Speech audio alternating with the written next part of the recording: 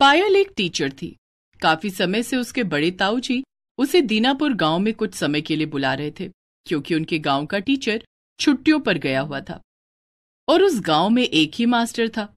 School के बच्चों की पढ़ाई खराब ना हो, इसलिए पायल के बड़े ताऊ जी ने सोचा कि वह पायल को ही कुछ महीनों के लिए अपने पास बुला ले। और कुछ समय से पायल शहर के दूसरे स्कूल में नौकरी के लिए अप्लाई कर रही थी, इसलिए वो अभी खाली थी। तो उसने अपने बड़े ताऊ जी के गांव दीनापुर जाने का विचार किया। एक ट्रेन थी जो उस गांव से होकर गुजरती थी। पायल के बड़े ताऊ जी ने उसे समझा दिया था कि वो ट्रेन कुछ समय के लिए स्टेशन पर रुकेगी, तो वो स्टेशन पर उतर जाए। और ऐसा ही हुआ। एक स्टेशन पर ट्रेन कुछ समय के लिए रुकी तो पायल ने गांव का नाम एक बोर्ड पर पढ़ा, तो ट्रेन से उतर गई और ट्रेन अपनी रफ्तार से आगे बढ़ गई।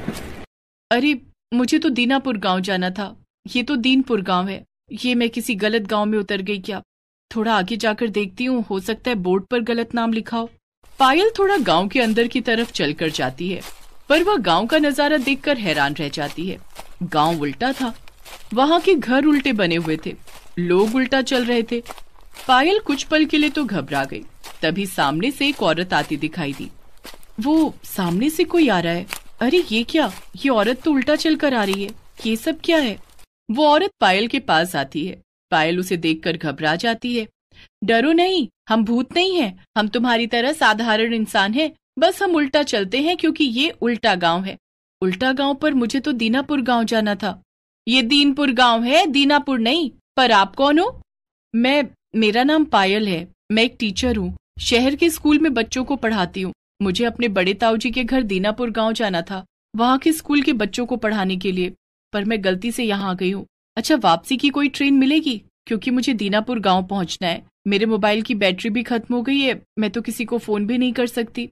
हमारे गांव में बिजली नहीं है, इसलिए आपका ये फोन वहाँ चार्ज नहीं हो सकता। ऐसा नहीं है कि हमारे गांव में बिजली नहीं थी, हमारे गांव में बिजली थी, आपकी तरह ऐसा फोन मेरे पास भी था, पर कुछ समय पहले यहाँ पर सब कुछ बदल गया।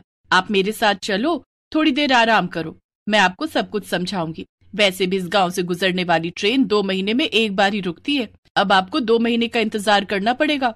तब तक आप हमारे गांव में रहो, आप बिल्कुल सुरक्षित हो, आपको चिंता की कोई बात नहीं है। हम आपको अपनी बेटी की तरह रखेंगे, चलो मेरे साथ चलो। पायल घबराती हुई उस औरत से बातें कर रही थी। कुछ देर बाद वो औरत पायल को अपने घर ले जाती है। रास्ते में पायल सब कुछ उल्टा देख रही थी, हर आदमी, औरत, बच्चे सब उल्टे। घर, सड़कों पर चलने वाले वाहन, पशु पक्षी, यहाँ तक कि सब कुछ, पेड़ पौधे वगैरह भी उल्टे थे। वो औरत और उसके परिवार वाले पायल की बहुत देखभाल करते हैं, उसके लिए खाने पीने का सामान लाते हैं। पायल को पता था कि अगले 2 महीने तक उसे यहीं रहना पड़ेगा, क्योंकि गांव में बिजली भी नहीं है कि वो अपना मोबाइल चार्ज करके किसी को बुला सके। माँ, हमारे स्कूल में कोई टीचर भी नहीं है। माँ, हम सभी बच्चों को टीचर से पढ़ना है, जो पिछले साल पढ़ाते थे उन्हें वापस बुला लो। क्या करे, हमारे तो बच्चों का भविष्य ही खराब हो रहा है। जब से उस जादूगरनी ने इस गांव पर जादू किया है, तब से ये गांव उल्टा हो गया है। हम सभी बहुत परेशान हैं, यहाँ तक कि बच्चों का स्कूल भी उल्टा है, इसी वजह से स्कूल की कक्षा भी उल्टी है। पर वो जादूगरनी कौन है जिसने इस गांव को उल्टा बना दिया? उसकी इस गांव से क्या दुश्मनी है? और वो जादूगरनी कहाँ है? वो जादूगरनी आज के कुछ साल पहले इस गांव में जमींदारनी थी। वो गांव वालों को बहुत तंग करती थी, उन पर बहुत जुल्म करती थी। उसने कुछ तंत्र विद्याएं सीखी और अपनी उम्र बढ़ाने के लिए इस गांव को उल्टा बना दिया। जब तक ये गांव और यहाँ की हर चीज उल्टी है, तब तक वो जादूगरनी यानी कि जमींदारनी का अंत नहीं हो सकता। तो वो जादूगरनी कहाँ मिलेगी? वो तो अब 1 महीने बाद लौटेगी। वो एक गुफा में आराम के लिए चली जाती है। सोनू की माँ, हमारे लिए पायल एक भगवान का फरिश्ता बनकर आई है। तुम्हें याद है वो जमींदारनी जादूगरनी ने क्या कहा था? उसने कहा था कि उसने इस गांव को और यहाँ की हर चीज को इसीलिए उल्टा किया है ताकि उसकी उम्र और शक्तियां बढ़ जाएं। पर कोई सीधा आदमी उसके सामने आएगा तो उसकी सारी शक्तियां खत्म हो जाएंगी और वो जल जाएगी। अच्छा, तो ये बात है, मुझे उसका इंतजार करना पड़ेगा। उससे तो हम बाद में निपट लेंगे, पर अभी मैं क्या करूं? इतने समय तक मैं यहाँ क्या करूंगी? यहाँ आप सब तो उल्टे हो, बस एक अकेली मैं ही सीधी हूँ। पायल, तुम एक काम क्यों नहीं करती? जब तक यहाँ हो हमारे स्कूल के बच्चों को ही पढ़ा दो, क्योंकि तुम बता रही थी ना कि तुम एक टीचर हो। फिर जब वो जादूगरनी तुम्हारे सामने आएगी तो हम जानते हैं कि तुम उसे सजा देकर हमें इस परेशानी से दूर करोगी। ठीक है, मैं आपकी मदद जरूर करूंगी। आप मुझे स्कूल दिखा दो, मैं बच्चों को पढ़ाना शुरू कर देती हूँ। पायल कुछ गांव वालों के साथ स्कूल देखने जाती है। वो हैरान थी, उल्टा स्कूल, उल्टा क्लासरूम और बच्चे भी उल्टे। बच्चे बहुत खुश थे क्योंकि उन्हें एक नई टीचर मिली थी। पायल ने बच्चों से खूब घुल मिल कर बात की। उसे बच्चों पर बहुत तरस आ रहा था, पर उसने सोच लिया था कि 1 महीने बाद जब जादूगरनी उसके सामने आएगी तो वो उसका अंत जरूर करेगी। पायल बच्चों को पढ़ाने लगी। बच्चे भी खूब मन लगाकर पढ़ते थे। धीरे धीरे बच्चों ने पायल से बहुत कुछ सीख लिया। पायल ने बच्चों को हिंदी के साथ साथ अंग्रेजी भाषा का भी ज्ञान दिया। गांव वाले भी पायल की बहुत तारीफ करते थे। कुछ ही समय में पायल उस गांव की चहेती बेटी बन गई।